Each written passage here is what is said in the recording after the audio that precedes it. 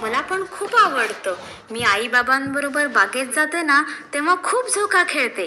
आणि बागेतला मोठा झोका कसा जातो माहितीये? उंच उंच. चल ना बागेत जाऊन उंच झोका बघूया. चल चल.